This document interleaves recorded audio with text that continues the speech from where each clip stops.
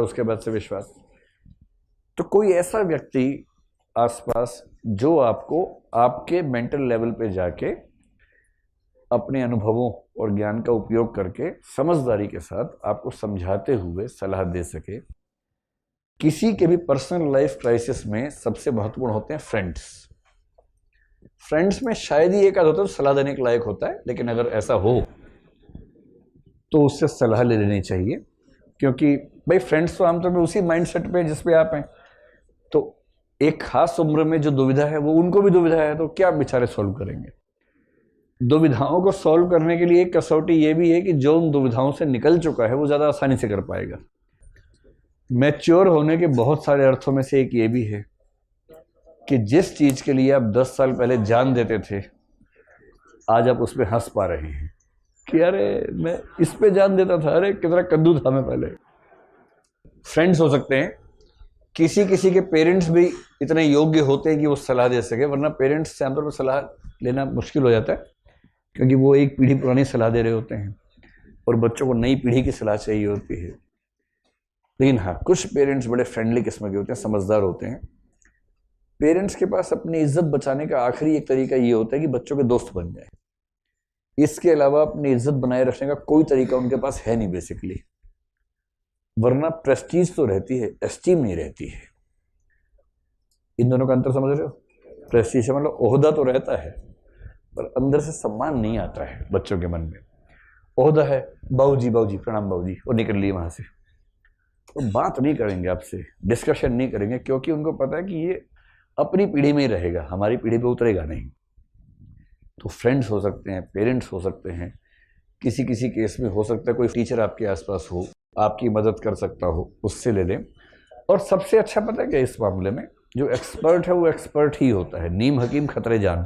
अगर आप किसी साइकोलॉजिकल काउंसलर से मिल सके जो मनोवैज्ञानिक है, सलाहकार है, तो ऐसे कुछ लोग हैं जो साइकोलॉजी पढ़ने के बाद क्लिनिकल काउंसलिंग में ही पढ़ाई करते हैं, उसी के विशेषज्ञ हो जाते हैं।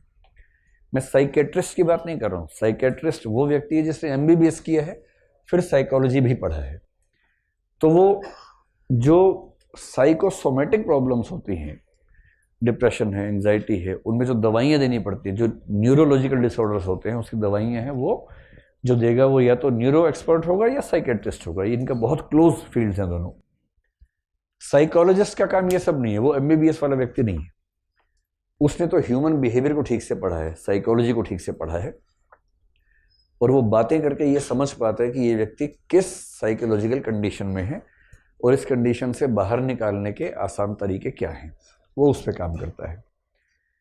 तो अच्छा काउंसलर अच्छा लिसनर होता है बेसिकली।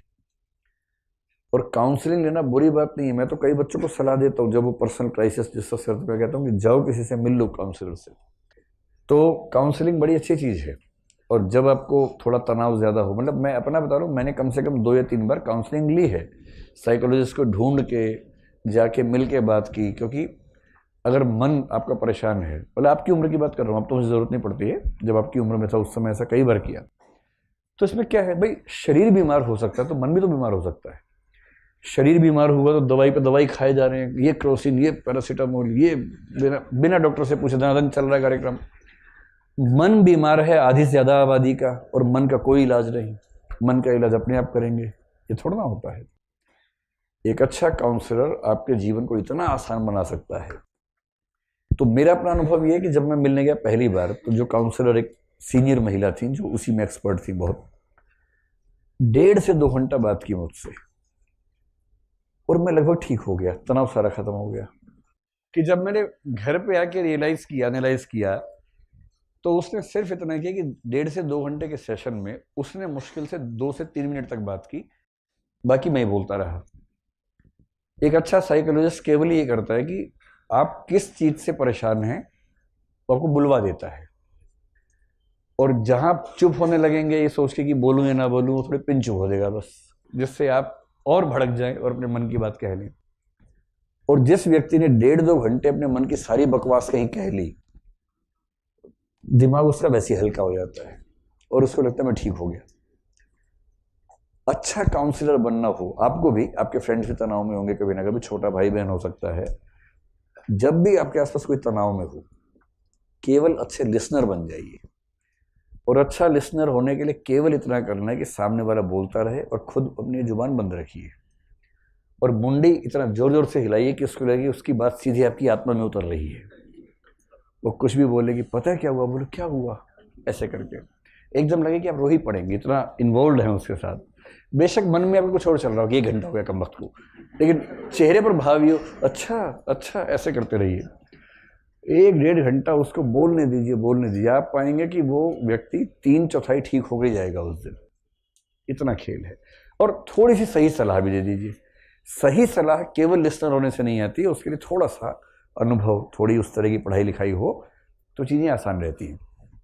इसलिए जे.एस. मिल ने कहा कि सबसे अच्छी गाइडेंस वही देगा जिसने जीवन के हर रंग को जिया हुआ है, क्योंकि उसको पता है कि किस किस कंडीशन में क्या क्या स्थितियां बन सकती हैं